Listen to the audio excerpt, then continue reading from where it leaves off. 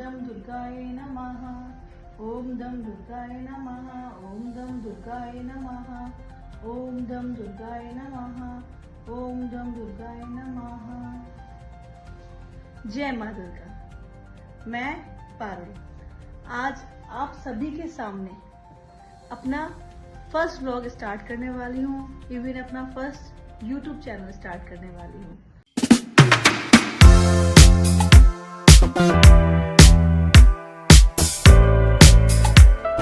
नमस्ते दोस्तों, आप सभी का स्वागत है मेरे नए यूट्यूब चैनल पर। और आज ही से मैं शुरू करने वाली हूँ अपना फर्स्ट व्लॉग। तो मैं सबसे पहले आपको अपने बारे में बताऊंगी। मेरा नाम पारुल है और मेरे पास 2 प्यारे प्यारे बच्चे हैं।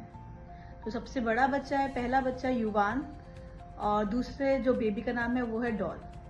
तो मैं आप सभी को बताने वाली हूँ कि मेरा जो युवान है, मैंने उसके बाद कभी कोई प्लानिंग नहीं की थी, ना कभी सोचा था कि मैं दूसरा बेबी भी प्लान करूंगी। लेकिन ऐसा कुछ अचानक से हुआ कि मुझे सोचना पड़ा कि हाँ, मुझे भी एक कन्या चाहिए, मुझे भी एक लड़की चाहिए।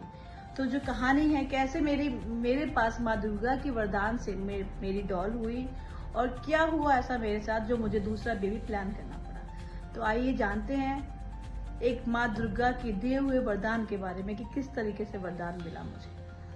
तो ये बात है नवरात्रि की।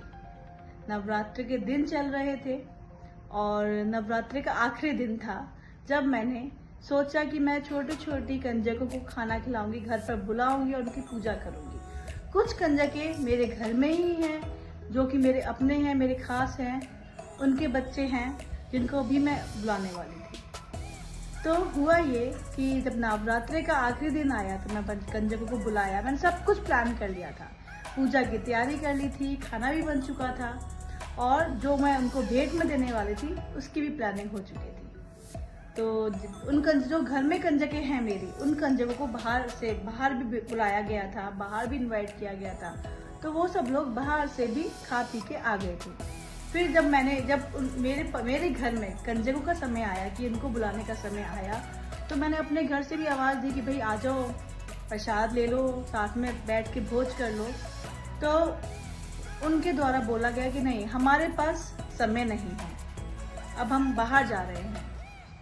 तब मुझे थोड़ा सा एकदम से मैं शॉक्ड हो गई कि अरे ये क्या हुआ, ऐसा कैसे हो सकता है, अभी तो ये बाहर से खाकर आ रहे हैं तो घर पे भी थोड़ा सा प्रसाद ले ही सकते हैं ना।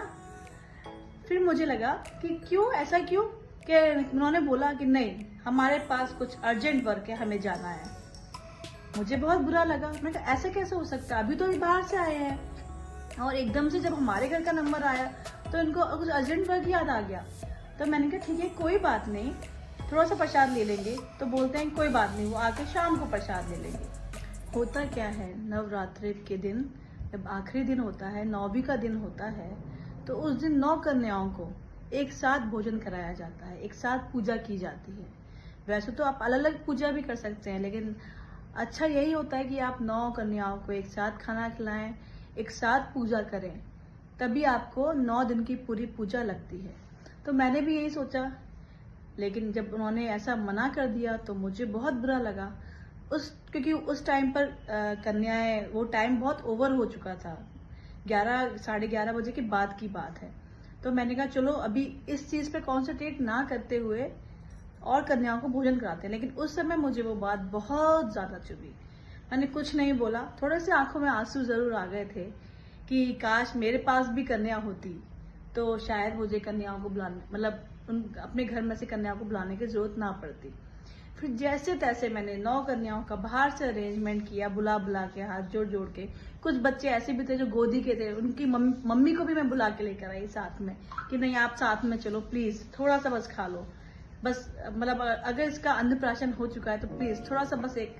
वो कह रहे नहीं आप यहीं दे जाओ। मैंने कहा नहीं, प्लीज घर चल के मैं भोजन कराना चाहती हूँ 9 कन्याओं का, तो प्लीज आप साथ में चलिए। अगर आपके साथ जाएगी, आप भोजन कर लेगी, 9 कन्या एक साथ भोजन कर लेंगे तो मुझे बहुत शांति मिलेगी। तो जैसे तैसे वो लोग मान गए कि ठीक है। फिर मैंने पूरी तरीके से उन कन्याओं के पैर धोकर, उनकी पूजा कर उनको भोज कराया। फिर उसके बाद जब वो लोग चले गए तब मैंने सोचा कि यार ये कितना बड़ा मतलब एक तरीके से मेरे लिए बहुत ही दुख देने वाली बात थी कि अगर मेरे घर में भी वो कन्या होती तो मुझे भी जरूरत नहीं पड़ती बुलाने की। मतलब वो बात मुझे चुभ गई ना, वो बात मेरे लिए अपमान, क्योंकि मैंने प्लानिंग कर रखी थी कि कुछ बच्चे यहाँ से आ जाएंगे, कुछ बच्चे बाहर से आ जाएंगे, आस पड़ोस से आ जाएंगे। लेकिन जब उन्होंने मना किया तो मैंने कहा एक कन्या मेरे को भी चाहिए, अब चाहे कुछ हो जाए मैं भी अब एक कन्या लूंगी। तो जब पूजा का आखिरी दिन था तब मैंने माँ दुर्गा से सच्चे मन से श्रद्धा से मांगा कि माँ दुर्गा, मैंने अभी तक नहीं सोचा था लेकिन मैं अब सोच रही हूँ कि मुझे भी एक बच्चा चाहिए। अब वो आपकी कृपा है कि आप क्या देती हैं, लड़का देती हैं या लड़की, लेकिन मेरी इच्छा यही है कि मुझे कन्या चाहिए। वैसे तो दोनों ही, लड़का हो या लड़की, सभी भगवान के समान ही होते हैं, लेकिन मेरे पास लड़का पहले से ही था तो मैंने भगवान से ही मांगा कि मुझे लड़की के रूप में एक बच्चा दे। तो मैंने माँ दुर्गा से सच्चे मन से, ये जो नवरात्र थे वो अक्टूबर का समय चल रहा था, उस टाइम से मांगा कि ये बात है 13 अक्टूबर के आसपास की, मैं बताती हूँ आपको ये बात है। तो मैंने सच्चे मन से माँ दुर्गा की, माँ दुर्गा मुझे भी एक कन्या गोद भर दो मेरी भी, प्लीज माँ, बस इतना बोला। फिर मैंने कहा देखते हैं, आप प्लान करते हैं, देखते हैं माँ दुर्गा क्या देगी। लेकिन मेरा बेटा भी बहुत समझदार है, उसको वो भी बोलता था माँ मम्मा मुझे भी एक बहन चाहिए, लेकिन मैं ऐसे ही उसको मजाक में उसको इग्नोर कर देती थी। लेकिन फिर क्या हुआ, एक चमत्कार हुआ मेरे साथ, माँ दुर्गा ने सच में मेरी गोद भर दी। और फिर उसके कुछ महीनों बाद नहीं बोलूंगी, ये 1.5 महीने बाद ही मुझे पता चला कि मैं माँ बनने वाली हूँ। और वो टाइम था दिवाली का, दिवाली वाले दिन के रात का। जब दिवाली हमने पूरी सेलिब्रेट कर ली तब मुझे पता चला कि मैं माँ बनने वाली हूँ, तो मैं बहुत खुश थी।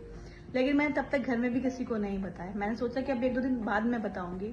मेरे बेटे ने भी मेरा पूरा साथ दिया, उसने भी चाहा कि उसको भी छोटी बहन आए घर में और उसको राखी बांधे, उसके साथ खेले, उसके साथ हर फेस्टिवल को एंजॉय करे। तो ऐसा ही हुआ, जो मैंने चाहा था, जो मेरे बेटे ने चाहा था, वो माँ दुर्गा के आशीर्वाद से पूरा हुआ।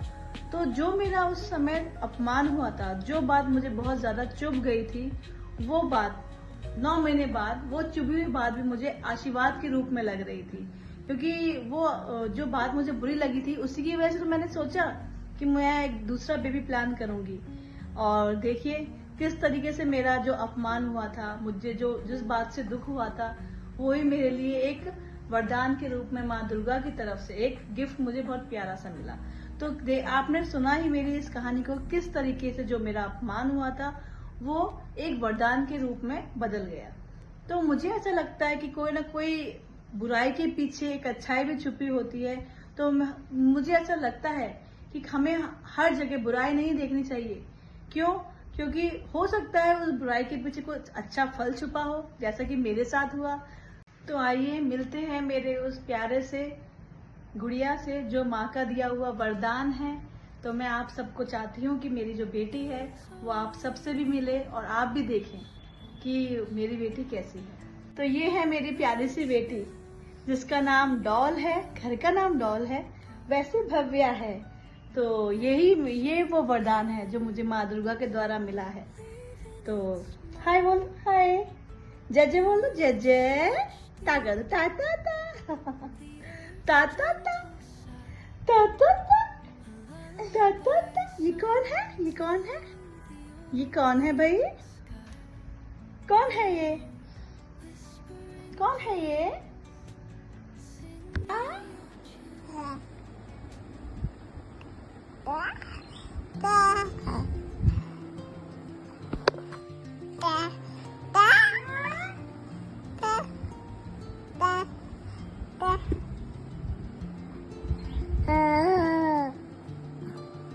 डॉल कहाँ है?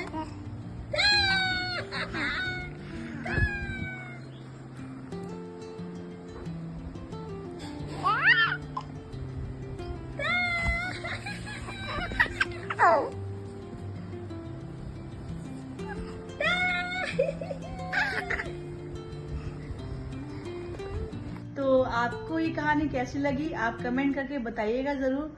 और मुझे ये भी बताइएगा कि क्या आपके साथ ऐसा कुछ हुआ है कि जो आपको बुरा लगा हो लेकिन उसके पीछे कुछ अच्छा भी हुआ हो, तो आप कमेंट करके मुझे ज़रूर बताइएगा। और आपसे मेरा यही निवेदन है कि मेरे इस चैनल को सब्सक्राइब करिए, लाइक करिए और बेल आइकन पर क्लिक करिए।